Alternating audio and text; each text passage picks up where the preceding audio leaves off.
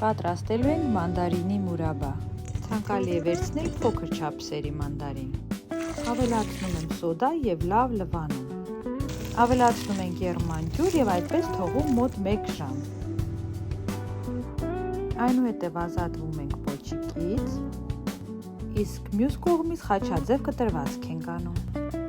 Երբ մեր բոլոր մանդարինները պատրաստ են, կարող ենք անցնել հաջորդ քայլին։ Ավելացնում ենք շաքարավազը,